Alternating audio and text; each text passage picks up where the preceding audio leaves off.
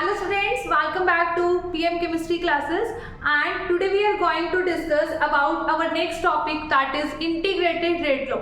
Okay, तो last class में हमने डिस्कस किया था ऑर्डर एंड मॉलिक्यूलरिटी, ठीक है। तो वहां से आई थिंक सो आपको जो ऑर्डर का है और मॉलिक्यूलरिटी का जो कॉन्सेप्ट है वो बहुत अच्छे से क्लियर हो गया होगा।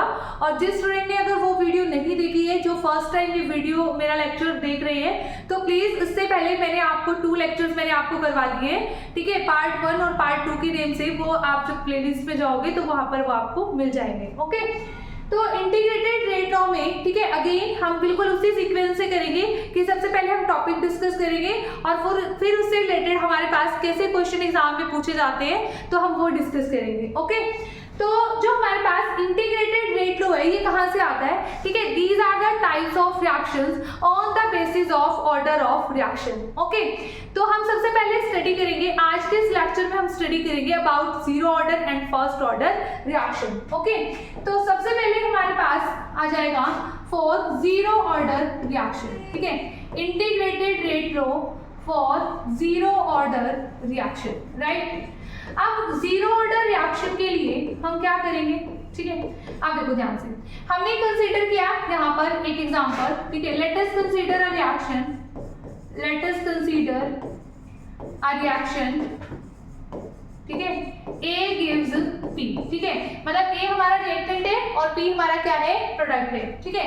Then rate of reaction can be written as rate of reaction is directly proportional to concentration of A की पावर 0, concentration of A की पावर 0। तो हमारे पास जो रेट ऑफ रिएक्शन होगा dA/dt, ठीक है, यहाँ पर is directly proportional to A की पावर 0। तो यहाँ पर हम इसको क्या लिख सकते हैं, is equal to K into A की पावर 0, ठीक है। मतलब यहाँ पर जो हमारा रेट ऑफ रिएक्शन है वो क्या है, वो A की कंसंट्रेशन पर डिपेंड नहीं कर रहा, ठीक है। जीरो ऑर्डर का मतलब तो यही होता है, फर्स्ट ऑर्डर होता है तो A की पावर 1 लिखते हैं हम यहाँ पर। ओके, अब हमने क्या करना है, अब हमने ना यहाँ पर, ठीक है, इसको हम इस तरीके से लिख सकते हैं, minus dA/dt is equal to K। इसको हमने लिख दिया इक्वेशन नंबर 1, क्योंकि A की पावर 0 क्या होता है, A की पावर 0 1 के इक्वल होता है, राइट। अब हमें क्या करना है, इसकी इंटीग्रेशन करनी है, ठीक है। इंटीग्रेशन करने के लिए क्या करेंगे, हम पहले वेरिएबल को सेपरेट करेंगे। ओके, वेरिएबल सेपरेट करेंगे। अब है ना, जो मेडिकल नॉन मेडिकल के स्टूडेंट है उनको तो ये चीज बहुत अच्छे से आती होगी, क्योंकि उन्होंने इंटीग्रेशन कर लिया होगा। अगर नहीं किया होगा तो वो करने वाले होंगे, ठीक है, उनको आ जाएगी मतलब ये चीज समझ में, ठीक है। अब जो नॉन मेडिकल वाले स्टूडेंट होते हैं उनको ये प्रॉब्लम आती है, मैम ये वेरिएबल्स क्या है, वेरिएबल सेपरेशन क्या होती है। वेरिएबल सेपरेशन का मतलब बच्चों सिंपल सा है कि अगर आपके पास 2 वेरिएबल है, मतलब 2 चीजें चेंज हो रही है, तो आपको उसको अलग अलग कर देना। जैसे ना फॉर एग्जांपल आप छोटी क्लासेस में ऐसे करते थे, जैसे x और y वाली टर्म्स है, x वाली टर्म एक तरफ कर ली, y वाली टर्म्स एक तरफ कर ली, ठीक है, लाइक दैट। तो सबसे पहले मेरे पास यहाँ पर 2 टर्म कौन कौन सी है, एक तो है कंसंट्रेशन, A कंसंट्रेशन, और यहाँ पर क्या है T टाइम, मतलब एक क्या है टाइम और एक क्या है कंसंट्रेशन। तो और K तो मेरा क्या है, कांस्टेंट है, ठीक है। तो मैंने पहले क्या लिखा, इस तरीके से लिख कर लिया, A वाली टर्म्स, ठीक है, minus dA is equal to K into dt, ठीक है। यहाँ पर तो ठीक है, इस dt को मैं इस साइड लेके चली गई, एक तरफ कंसंट्रेशन टर्म हो गई और एक तरफ ये टाइम वाली टर्म हो गई, ठीक है। तो ये हो गया method of separation of variable, ठीक है। यहाँ पर हमने वेरिएबल को अलग अलग कर लिया, सेपरेट कर लिया, मतलब एक को लेफ्ट हैंड साइड पे लिखा और एक को हमने कहाँ पर लिखा, राइट हैंड साइड पर। ओके, अब हमें क्या करना है, इसको बोल दो इक्वेशन नंबर 2, ठीक है। अब हमें इसको इंटीग्रेट करना है, ठीक है, integrate equation 2 within limits, ठीक है। लिमिट्स क्या होगी, ठीक है, within limits from A0 to A, within limit A0 to AT। अभी मैं आपको बताऊंगी ये A0 टू AT क्या है, and time T is equal to 0 to T, t is equal to 0 to t, ठीक है। मतलब देखो at time t is equal to 0 पर कंसंट्रेशन कितनी होगी, a नॉट के इक्वल। a नॉट हमारी क्या होती है, इनिशियल कंसंट्रेशन होती है, और किसी भी टाइम t पर कंसंट्रेशन क्या होगी, at के इक्वल होगी, ठीक है। कंसंट्रेशन चेंज हो जाएगी ना। देखो लेट अस सपोज हमारे पास रिएक्टेंट के 10 मोल्स थे, ठीक है। अब हमने क्या किया, रिएक्टेंट के 10 मोल्स, ठीक है, हमारे पास वो 0 टाइम पर थे, पर आपने ना 5 मिनट के बाद देखा, 5 मिनट बाद की आपने क्या देखा कि जो रिएक्टेंट के 8 मोल्स रह गए और 2 मोल्स हमारे प्रोडक्ट के बन गए, ठीक है। तो मतलब 80 क्या हो जाएगी आपके पास concentration of reactant A at time t, मतलब वो 8 जो आपकी वैल्यू होगी दैट इज 80, ठीक है।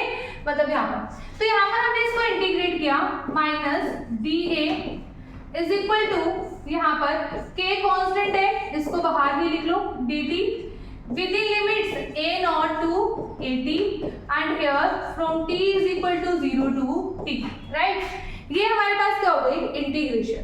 अब अगेन भाई ठीक है, मेडिकल वाले स्टूडेंट्स को ये प्रॉब्लम आएगी कि हमारे पास इंटीग्रेशन हम कैसे करेंगे। एक चीज ध्यान समझो, इंटीग्रेशन अगर आपके पास ऐसे हो जो, ठीक है, x की पावर n इंटू dx, इसका आपको इंटीग्रेशन करना है, तो इसका जो फॉर्मूला आएगा वो आंसर आएगा x की power n plus 1 divided by n plus 1, ठीक है।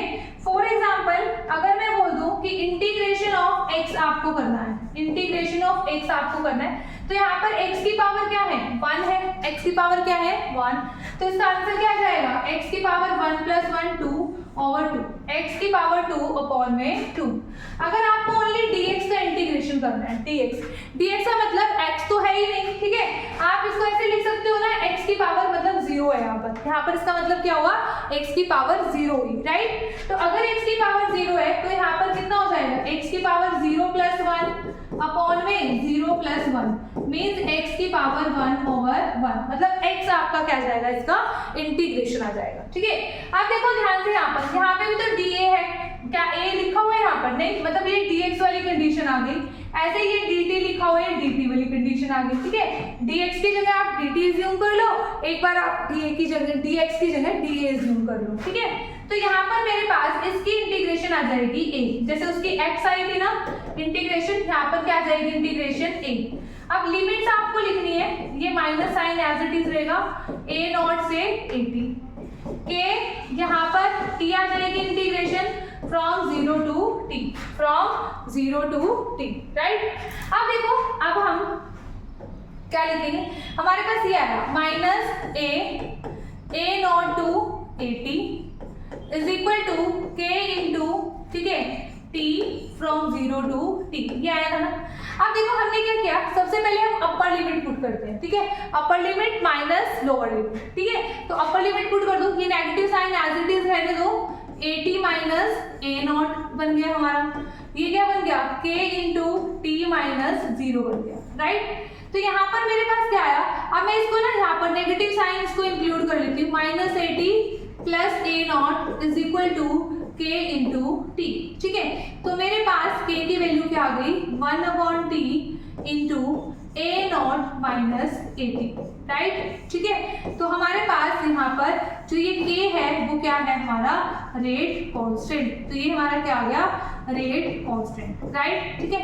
जो हमें इंटीग्रेटेड रेट लो एक्सप्रेशन से हम डिराइव करते हैं ना, इसमें ना हमारे दो ही टारगेट होते हैं, first to find the rate constant and second, ठीक है, we have to find the half life time. अब देखो ध्यान से, जो हमारा हाफ लाइफ टाइम है वो कैसे होगा, ठीक है। अब लिखो half life time, okay, T half, इसे हम क्या बोलते हैं, टी हाफ, राइट। अब देखो हमारे पास टी हाफ में हमारे पास क्या होगा, यहाँ पर half life time. Half life time का मतलब है कि वो टाइम जिसमें हमारे जो रिएक्टेंट की कंसंट्रेशन है वो हाफ हो जाती है, ठीक है। The time in which the concentration of reactant gets half, ठीक है, the concentration of reactant become half या गेट्स हाफ, ठीक है, that is called the half life time, right. अब अगर मैं जीरो ऑर्डर के लिए मैं हाफ लाइफ टाइम यहाँ पर नोट डाउन करूँ, ठीक है, यहाँ पर फाइंड आउट करूँ तो कैसे होगा, तो देखो at t half, at t is equal to t half, t is equal to t half का मतलब क्या है, कि जो आपकी concentration at any time t है वो क्या होगी, आपकी इनिशियल कंसंट्रेशन की हाफ होगी। इनिशियल कंसंट्रेशन ए नॉट थी, उसकी क्या हो जाएगी, हाफ हो जाएगी। ठीक है, अब वैल्यू पुट कर दो इसमें। ठीक है, तो लिखो k is equal to 1 upon t की जगह क्या आ जाएगा, t half, a naught as it is minus क्या था 80 है ना यहाँ पर, तो 80 की जगह हम क्या पुट कर देंगे, ए नॉट बाई में 2। ठीक है, तो हम यहाँ से क्या देखेंगे, हमारे पास अगर मैं टी हाफ को इधर ले जाऊँ, ठीक है, रीअरेंज कर दूँ, 1 अपॉन के इंटू यहाँ पर कितना आ जाएगा, ए नॉट बाय में 2। ठीक है, तो टी हाफ हमारे पास आ गया ए नॉट बाय में 2k। ठीक है, तो ये हमारे पास क्या हो गया, यहाँ पर टी हाफ आ गया, राइट। अब उसके बाद हमारा जो नेक्स्ट टारगेट आता है दैट इज ठीक है, ड्रॉइंग ऑफ ग्राफ। ठीक है, अगर हम यहाँ पर ग्राफ ड्रॉ करें, जैसे मैंने यहाँ पर ग्राफ ड्रॉ किया फॉर एग्जाम्पल, ठीक है, ध्यान से देखना, एक तो मैंने ग्राफ ड्रॉ किया T half versus initial concentration a not. ठीक है, और दूसरा ग्राफ मैंने ड्रॉ किया यहाँ पर, ठीक है, रेट वर्सेस कंसंट्रेशन। ठीक है, और एक ग्राफ और हम बनाएंगे। ठीक है, पहले ये दो ग्राफ देख लो। देखो बच्चों, सबसे पहले हमारे पास क्या आएगा, ध्यान से देखना, t half is equal to a naught by 2k, ये था ना, t half is equal to a naught by में 2k। ठीक है, तो आप इसके लिए क्या करोगे, इसके लिए आपको इस तरीके से सॉल्व करना है। तो टी हाफ आपका वाई एक्सिस पर है, इसको इधर ही रहने दो। ठीक है, A naught by 2k, A naught किस पर है, एक्स एक्सिस पर है। ठीक है, देखो 1 bye 2k into a not, ऐसे भी लिख सकते हो, ये हमारा एक्स एक्सिस पर, ये हमारा वाई एक्सिस पर। इट मीन देखो, हमारी जो स्ट्रेट लाइन की इक्वेशन होती है वो क्या होती है, y is equal to m x plus में c। ठीक है, तो यहाँ पर हमारी स्लोप क्या हो गई, 1 अपॉन 2k, स्लोप क्या होगी 1 अपॉन 2k, एंड जो इंटरसेप्ट है वो हमारा क्या हो गया, 0 हो गया। इट मीन्स हमारा जो ग्राफ बनेगा that is passing through the origin and a straight line. ठीक है, जिसमें हमारी जो स्लोप होगी वो हमारी कितनी आएगी, 1 अपॉन में 2k, राइट। ठीक है, अगर है ना किसी स्टूडेंट को ऐसे ग्राफ ड्रॉ करने में प्रॉब्लम होती है तो मैंने इसकी एक वीडियो ऑलरेडी बनाई हुई है कि आप वो वीडियो देख लेना। ठीक है, वो 7-8 मिनट की वीडियो है और उसमें केमिस्ट्री में जितने भी ग्राफ्स हम ड्रॉ करते हैं, ठीक है, उससे रिलेटेड मैंने सारे कॉन्सेप्ट वहाँ पर एक्सप्लेन किए कि वहाँ पर हम ग्राफ को कैसे ड्रॉ कर सकते हैं। ओके, तो केमिस्ट्री में अगर आपने वो वीडियो देख ली, केमिस्ट्री में कोई भी ग्राफ ड्रॉ करने में आपको कोई भी प्रॉब्लम नहीं आएगी। ठीक है, जनरली मेडिकल वाले स्टूडेंट्स को इस पार्ट में थोड़ी ज्यादा प्रॉब्लम आती है। ठीक है, क्योंकि रीजन बीइंग उनका मैथमेटिक्स से टच बिल्कुल छूट जाता है। ठीक है, उन्होंने हाइपरबोला पैराबोला बहुत ज्यादा उन्होंने नहीं पढ़ा होता। ठीक है, क्योंकि अप टू 10th लेवल हम ज्यादा से ज्यादा इक्वेशन ऑफ स्ट्रेट लाइन ही हम सीखते हैं, दैट्स व्हाई। ओके, तो वो स्टूडेंट्स वहां से वो वीडियो देख ले एंड ठीक है, आपको किसी भी ग्राफ में कभी भी कोई प्रॉब्लम नहीं आएगी, क्योंकि जब हम कंपटीशन के लिए बात करते हैं तो ग्राफ में वो आपको ना पैरामीटर्स चेंज भी करके दे सकता है। ठीक है, आपके सिर्फ अगर आपको बोर्ड एग्जाम में करना है, बोर्ड एग्जाम में तो आप क्या करते हो, जस्ट आप लर्न कर लेते हो। ठीक है, रट्टा भी मार लेते हैं बच्चों की, इसके बीच में ग्राफ ऐसा बनेगा, ऐसा बनाया जाता है। ठीक है, बट कंपटीशन के लिए ये चीज ठीक है बिल्कुल भी ठीक नहीं है, क्योंकि फिर कंपटीशन में आपका जो ग्राफ से रिलेटेड क्वेश्चन है वो आपका नहीं होगा एंड समटाइम क्वेश्चन बहुत ईजी आता है। ओके, ठीक है, उसके बाद रेट वर्सेस कंसंट्रेशन। अब देखो क्या हमारे पास जीरो ऑर्डर रिएक्शन के लिए जो रेट है वो कंसंट्रेशन पे डिपेंड करता है, बिल्कुल भी नहीं करता। तो इट मीन आप चाहे कंसंट्रेशन कितनी मर्जी बढ़ाते जाओ रिएक्टेंट की, आपका जो रेट है वो क्या रहेगा, सेम रहेगा। ठीक है, means rate is independent of concentration in case of zero order reaction. ठीक है, क्लियर है, आई थिंक सो आपको ये चीज क्लियर होगी। अब अगर हम बात करें इसके अलावा, ठीक है, अब आप कहोगे कि हम एक ग्राफ और ड्रॉ करने वाले थे, तो अगर एक ग्राफ और हम ड्रॉ करें, जैसे हमारे पास ये था k is equal to 1 upon t into a naught minus 80, right. ठीक है, अगर मैं यहाँ पर 80 वर्सेस t के ग्राफ प्लॉट करूँ, 80 वर्सेस t के, तो देखो कैसा होगा, मैं इसको रीअरेंज कर लेती हूँ, kt is equal to a naught minus 80। ठीक है, अब 80 मेरा किस पे होना चाहिए, y एक्सिस पर, तो 80 को उठा के मैं इधर ले आऊंगी। ठीक है, तो ए नॉट माइनस 80 ये बन जाएगा।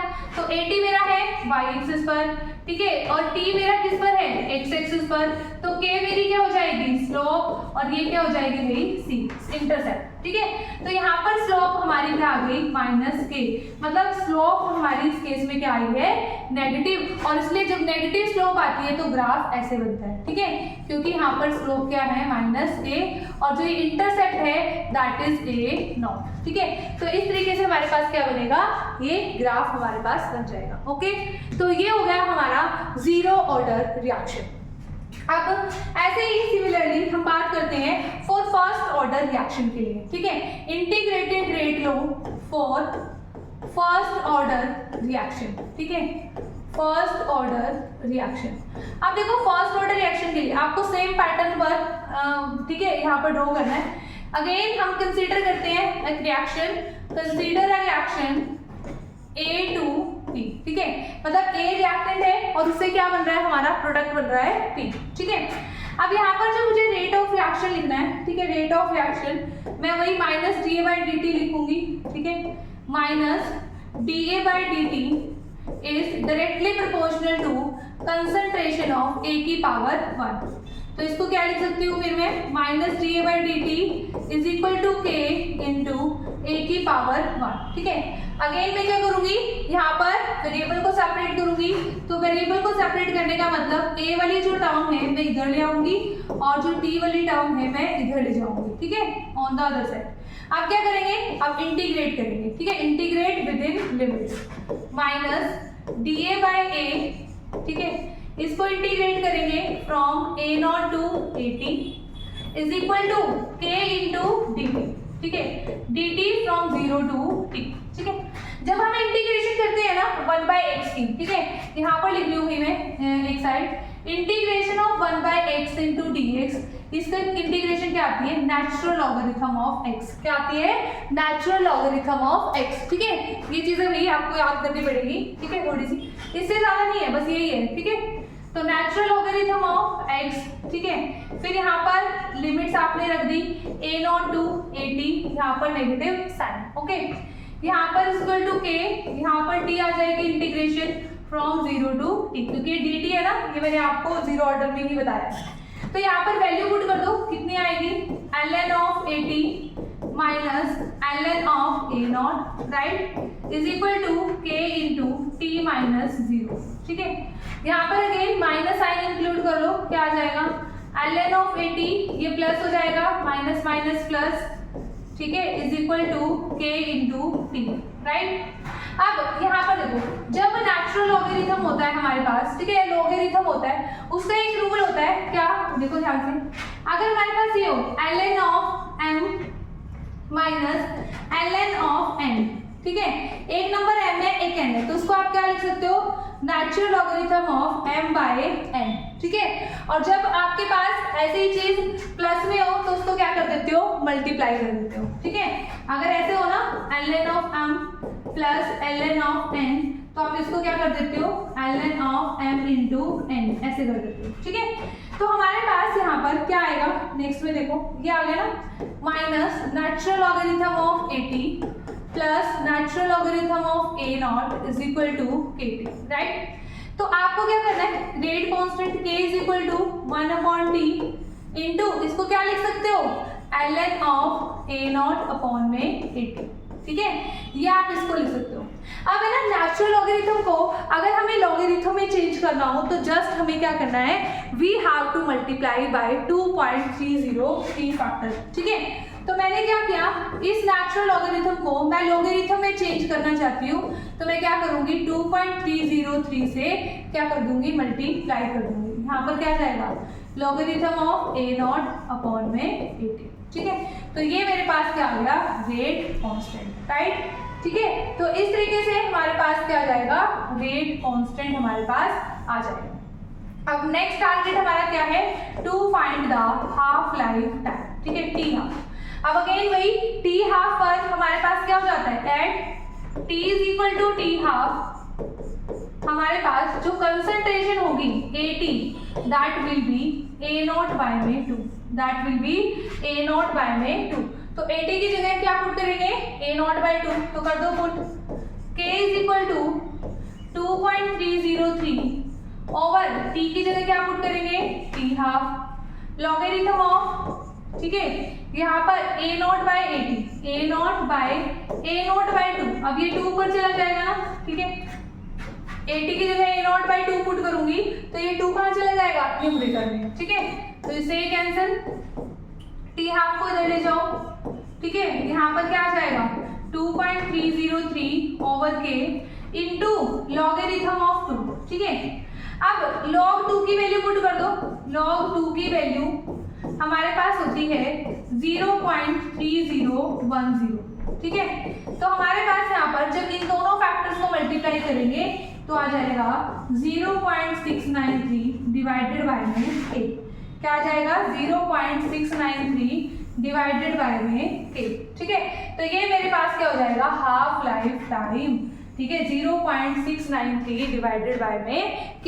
तो आप ध्यान से देखो, अगर हम ना यहाँ पर इसको देख रहे हैं फर्स्ट ऑर्डर रिएक्शन को, तो जो फर्स्ट ऑर्डर रिएक्शन का हाफ लाइफ टाइम है वो इनिशियल कंसंट्रेशन पर डिपेंड नहीं कर रहा, जबकि हमारे पास जो जीरो ऑर्डर रिएक्शन थी, जीरो ऑर्डर रिएक्शन में हमारे पास जो हाफ लाइफ टाइम है वो किस पर डिपेंड कर रहा था, आपके डायरेक्टली प्रोपोर्शनल था किसके, इनिशियल कंसंट्रेशन के, राइट, ठीक है। तो हमारे पास इसी तरीके से क्या हो जाएगा, ये हमारे पास एक्सप्रेशन आ गया किसके लिए, फॉर फर्स्ट ऑर्डर रिएक्शन के लिए। ऐसे ही सिमिलरली इसके लिए भी हम ग्राफ ड्रॉ कर सकते हैं, कैसे, देखो ध्यान से, अगर मेरे पास ग्राफ हो इस तरीके का, हमारे पास ये ग्राफ है, ठीक है, जैसे मैंने फर्स्ट ग्राफ बनाया रेट वर्सेस कंसंट्रेशन, ठीक है, तो रेट वर्सेस कंसंट्रेशन का ग्राफ कैसा बनेगा, डायरेक्टली रिलेटेड, बिकॉज यहाँ पर जो हमारा रेट है वो कंसंट्रेशन पर डिपेंड करता है, ठीक है, कि जो हमारा रेट है वो किसके डायरेक्टली प्रोपोर्शनल है, कंसंट्रेशन के डायरेक्टली प्रोपोर्शनल है, ठीक है। सेकंड, अगर हम बात करें T half versus initial concentration, आप एक चीज ध्यान से देखो, यहाँ पर जो टी हाफ है वो किसके इक्वल है, 0.693 अपॉन में k, ठीक है, तो क्या यहाँ पर कहीं पे हमारे पास ये जो हमारी इनिशियल कंसंट्रेशन है वो इस फॉर्मूले में आई है, इसका मतलब जो टी हाफ है वो इंडिपेंडेंट है कंसंट्रेशन ऑफ ए नॉट पर, मतलब इनिशियल कंसंट्रेशन पर। इट मींस चाहे हम कंसंट्रेशन ए नॉट कितनी भी इंक्रीज करें, टी हाफ हमेशा क्या रहेगा, सेम, ठीक है, तो हमारे पास इसका ग्राफ इस तरीके से आ जाएगा। एंड नेक्स्ट ग्राफ हमारे पास आता है नेचुरल लॉगरिथम, लॉगरिथम में बना देती हूँ मैं, log of 80 versus t, log of 80 versus t, ठीक है। अब देखो हमारे पास इक्वेशन क्या आई थी, इक्वेशन हमारे पास आई थी यहाँ से, ठीक है, आप ध्यान से अगर देखो ये वाली इक्वेशन, ठीक है, मैं इसको लिख रही हूँ या फिर ठीक है ln यहाँ पर ये लिख दूँ, हाँ इसको ही लिख लेती हूँ मैं, ठीक है, इससे ही करके दिखा देती हूँ ये आपको, ठीक है, सो दैट कंफ्यूजन ना हो, ठीक है। देखो k इज इक्वल टू क्या था, 2.303 over T into log of A not upon में ए टी, ये था। अब मैंने क्या किया, यहाँ पर के टी, ठीक है, यहाँ पर इस तरीके से लिख दिया k t is equal to 2.303 into log of A naught minus log of A t, ऐसे लिखा ना, ठीक है। अब इस 2.303 को मैंने इधर लिख दिया, ठीक है, इधर किस में आ जाएगा, ये डिवाइड में आ जाएगा, इधर किस में आ जाएगा, डिवाइड में, राइट, ठीक है। अब वो देखो log ऑफ 80, ये आपने कहाँ पर रखा, y एक्सिस पर रखा, ठीक है, ये कहाँ पर रखा आपने, y एक्सिस पर, ठीक है, मैं इधर साइड लिख देती हूँ भाई इस चीज को, यहाँ पर ध्यान से देखना, ठीक है, आपने इस तरीके से लिख लिया log ऑफ 80, ठीक है, इधर ले आए, ठीक है, log of a not minus kt upon में 2.303, राइट। तो देखो ये y एक्सिस पर आपका जो t है वो किस पर है, x एक्सिस पर। इट मींस जो आपके पास ये है माइनस k अपॉन 2.303, ये आपकी क्या हो गई, स्लोप, और ये आपका क्या हो गया भाई, intercept, log of a not. अब स्लोप देखो, स्लोप क्या आई है, नेगेटिव स्लोप आई है, तो ग्राफ हमारा कुछ ऐसा बनेगा, ठीक है। यहाँ पर ये इंटरसेप्ट हो गया log ऑफ a नॉट, ठीक है, और स्लोप हमारी क्या आ गई, माइनस के अपॉन में 2.303, माइनस के अपॉन में 2.303 हमारा क्या आ जाएगी, स्लोप आ जाएगी, ठीक है। तो ये हमारा क्या हो गया, integrated rate law for zero order and first order reaction. Okay, I think so आपको ये चीज क्लियर हो गई होगी। और जो ये ग्राफ वाला पार्ट है मैं आपको बार बार बोल रही हूँ, ठीक है, तो आप जाकर देखना, ठीक है, YouTube चैनल पर ही है वो वीडियो, ठीक है, how to draw graph in chemistry, उसके नेम से है, 7-8 मिनट की वीडियो है। आपको ये ग्राफ जो ड्रॉ करने में प्रॉब्लम आती है वो आपको 101% नहीं आएगी। ओके, चलो अब हम बात करते हैं कुछ क्वेश्चंस की, ठीक है।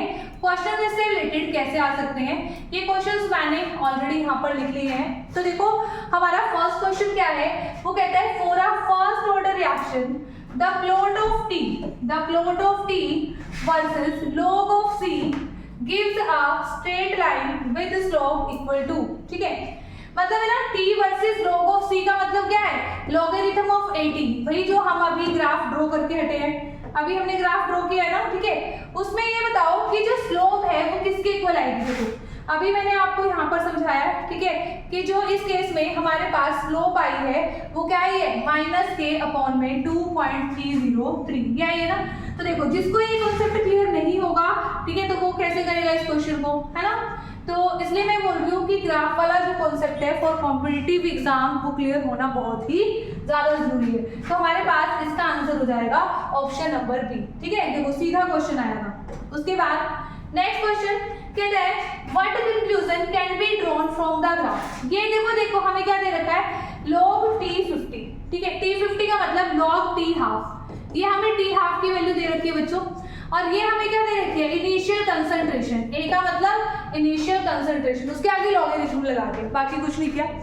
फिर ग्राफ बना ऐसे, मतलब आप कितनी मर्जी कंसंट्रेशन इंक्रीज करते जाओ a की, ठीक है, आप कितनी मर्जी इनिशियल कंसंट्रेशन इंक्रीज करते जाओ, जो आपका टी हाफ है वो क्या रहेगा, इंडिपेंडेंट रहेगा, ठीक है। मतलब टी हाफ उस पर डिपेंड कर ही नहीं रहा, और वो किस रिएक्शन में नहीं कर रहा था, बोलो, फर्स्ट ऑर्डर रिएक्शन में, ठीक है। तो आप इस ग्राफ से ये कंक्लूजन निकालते हो एक तो कि जो हमारा ये ऑर्डर है वो क्या है, फर्स्ट है, ठीक है।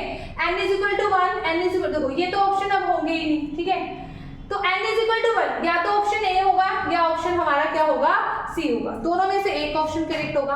अब ध्यान से देखो हमारे पास अगर n = 1 है फर्स्ट ऑर्डर में, क्या हमारा जो t हाफ है वो डायरेक्टली प्रोपोर्शनल टू a होता है, नहीं, वो तो जीरो ऑर्डर में होता है, ठीक है। अब यहाँ पर सी ऑप्शन में क्या दे रखा है, t half is directly proportional to 0.693/k, तो हमारा आंसर क्या हो जाएगा, हमारा ऑप्शन सी हमारा इसका करेक्ट आंसर हो जाएगा। तो ये हो गया हमारा क्वेश्चन नंबर 2, ठीक है। उसके बाद हमारे पास नेक्स्ट क्वेश्चन क्या है, कहता है in case of zero order reaction, ठीक है, zero order reaction the ratio of time required for 75% completion to 50% completion, आपको रेशियो निकालनी है, ठीक है। एक में 75% रिएक्शन कंप्लीट हुई है और नेक्स्ट केस में 50%। तो देखो हमारे पास फर्स्ट केस जब हमारे पास 75% रिएक्शन कंप्लीट हुई है, ठीक है, आप मान लो ए नोट मेरे पास 100 है, ठीक है। जब ये परसेंटेज वाले क्वेश्चन होते हैं ना, ए नोट को हमेशा 100 एज्यूम कर लो, क्योंकि बहुत इजी हो जाता है उससे क्वेश्चन को करना, ठीक है। अब मैंने 80 क्या लिया, 80, 75% तो बच्चों कंप्लीट हो गई है ना, तो बची कितनी है कंसंट्रेशन, देखो तो उसमें से 75 क्या हो गया, माइनस, मतलब 25 आपकी बच गई है कंसंट्रेशन ऑफ रिएक्टेंट, ठीक है। तो ये गलती होती है, हम 80 की वैल्यू 75 पुट कर देते हैं, 75 आपको पुट नहीं करना, क्योंकि 75 तो क्या हो चुका है, कंप्लीट हो चुका है, ठीक है। अब रिमेनिंग कितनी है, 25, राइट। फिर आप क्या फाइंड आउट करोगे यहाँ से, ठीक है, वो टाइम रिक्वायर्ड पूछ रहे हैं, t = 1/k × a0 - 80, ये फॉर्मूला लगाओगे यहाँ पर, ठीक है। तो कितना आ जाएगा यहाँ पर 75, 100 - 25/k, ठीक है, 75/k, ये क्या है t 75%। आप निकालेंगे t 50%, तो 50% के लिए क्या आ जाएगा, 1/k × 100 - 50 कितना आएगा, 100 - 50 × 50 आ जाएगा, a0 - 80, ठीक है, सिंपल सी चीज। तो यहाँ पर क्या आ गया, 50/k। अब आपको रेशियो निकालनी है 75 to 50, मतलब ये आपको ऊपर रखनी है टर्म और ये आपको नीचे डिनोमिनेटर में रखनी है। तो आप जब इनको ऐसे निकालोगे, इसकी रेशियो निकालोगे, t 75% ओवर t 50%, तो वो आपकी कितनी आ जाएगी, और यहाँ पर 50/k, k से k कैंसिल हो जाएगा, तो यहाँ पर आंसर कितना आ जाएगा, ठीक है 1.5। आंसर कितना आ जाएगा 1.5।